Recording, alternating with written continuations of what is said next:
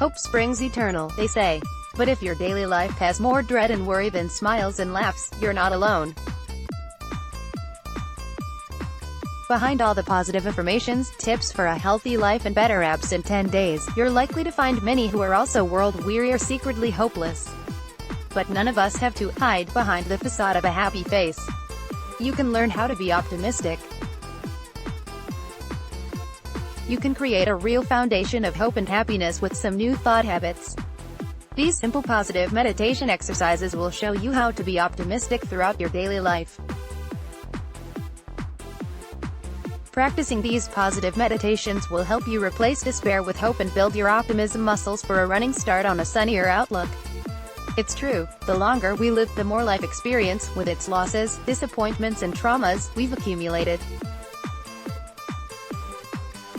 It's also true that there is beauty, magic, triumph, hard-won skill, small victories and great big laugh-out-loud moments in every day, if you know where to look.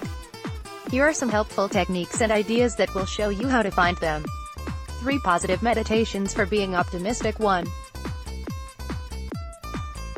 Embrace reality. Your optimism and attitude toward life, and our willingness to continue with it despite our struggles, depends a lot on the meaning we assign to our experiences.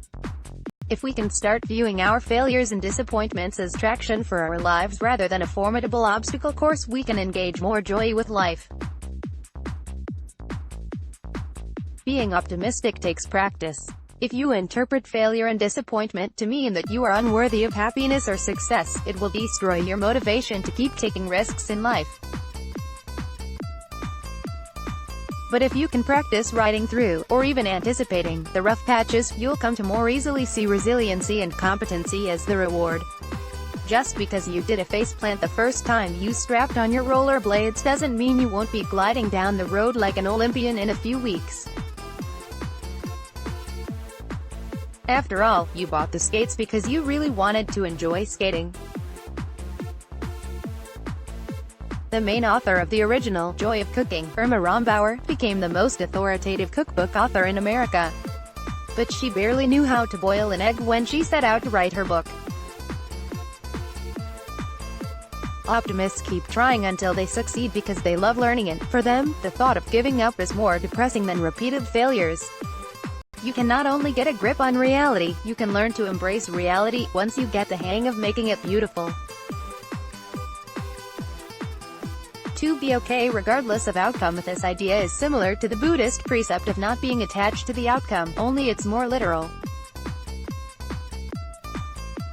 Next time you find yourself stressing out about why someone isn't calling you back or worrying over the consequences of a mistake you made, just stop in your tracks and tell yourself, I'm strong enough to deal with, and good enough to be perfectly okay with, whatever situation presents itself from my actions. Resolving to be okay ahead of time eliminates unnecessary worry and anxiety.